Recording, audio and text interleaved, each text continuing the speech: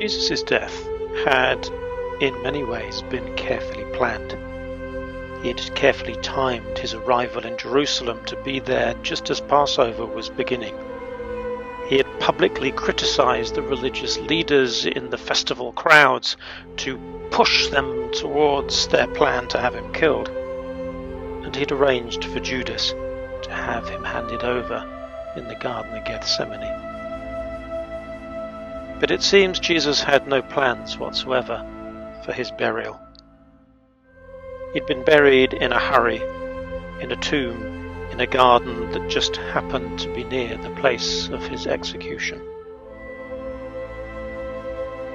He was buried by two friends, Nicodemus and Joseph of Arimathea, who'd hurriedly pulled together some of the necessaries, but didn't have time to complete the complex Jewish burial rituals before Sabbath began and no more work could be done.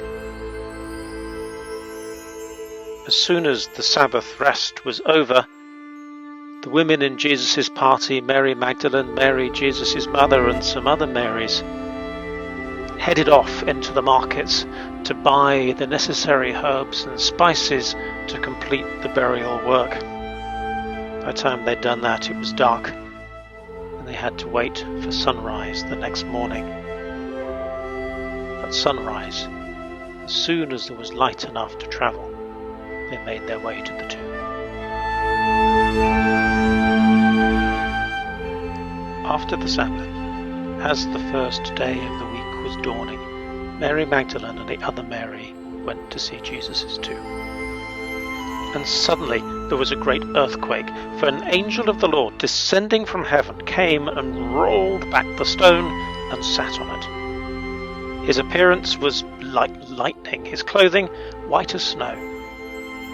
For fear of him, the guards shook and became like dead men. But the angel said to the women, "Don't be afraid.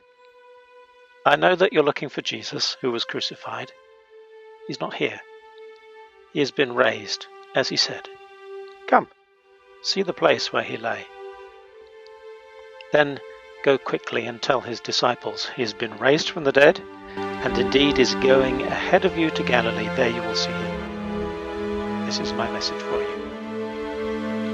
So they left the tomb quickly with fear and great joy and ran to tell his disciples, and suddenly Jesus met them and said, "Greetings!" And they came to him and took hold of his feet and worshipped him. And then Jesus said to them, "Don't be afraid. Go and tell my brothers to go to Galilee. There they will see me." The resurrection of Jesus was not a public demonstration. His death had been carefully planned for maximum impact, taking place in the city of Jerusalem at Passover time, when the city was crammed to the rafters with visitors from across the Jewish world. But his resurrection, on the other hand, was unfolded in the early hours of the morning to a small group of frightened women who loved him and cared for him, including his own mother. From the very beginning, from his birth in Bethlehem, laid in a manger, through his upbringing in the tiny village of Nazareth, Jesus had been turning the concept of kingdom upside down and pulling it inside out.